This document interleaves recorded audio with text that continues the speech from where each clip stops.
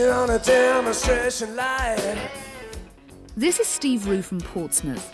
He's just had his first album released. Steve's got what many aspiring musicians can only dream of, a recording contract. But what puts him above the rest? First of all, you have to concentrate on the material. You need to try and come up with a slightly different angle on things because, the way I've done my music is to try and look at it from a slightly different angle, but have blues undercurrents, but work more on the chord structure and the melody of the songs. Steve got his break by contacting John Wooler, a top artist and repertoire agent who was searching for talent to sign onto an exclusively blues music label. But what exactly was he looking for? The key is originality, if there is such a thing anymore. You're looking for great songs, original material, and then you're looking for a sound that's different to other things. And also the old thing of sort of star quality, individuals that got charisma and personality that can sell their music. There is a big hype or an importance put on the quality of the demos. It has to be good enough that it puts across really all the things you want to say in it. But I mean, if you've got a good melody, good song structure, and the people are playing on there are good, they're not going to dismiss you because the snare drum didn't sound good on your demo, or because, the bass drops out in a few places. You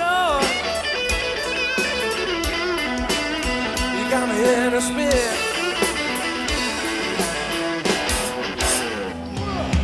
I didn't mean to hurt you. I'm sorry that Racing Danger from Vernon Dean near Andover found that record companies didn't want to take the risk with them in the current economic climate. So the band decided to make the CD themselves, with a little help from friends in high places. The Prince of Wales set up the Prince's Youth Business Trust with the particular objective of helping young people to start up their own businesses. Often it's the young people who've got good ideas but simply can't get their hands on enough money to get going. So the Trust can help them with grants or sometimes even with low-interest loans, and the Trust backs that up with a bit of good business advice. We approached the Prince's Trust then. We basically based our market research on the EPs that we'd sold before. So we figured that if we could sell the album in exactly the same way and be able to get the financial help from the Prince's Trust to do that, then we can get the whole thing off the ground and hopefully take the whole thing a stage further.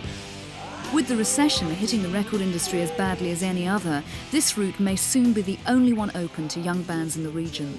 With the recession, money's a lot tighter, so record companies are spending a lot less on new talent. They're trying to focus on what they've got to try and make that work. So the old days of, let's go and sign 20 bands a year is probably now let's go and sign 3 bands a year. So the selective process is far harder. And I think now people are looking for longer term acts, which means better players, musicianship, more originality. But for Steve, he's lucky. His record deal will ensure the only blues he will have will be in his songs.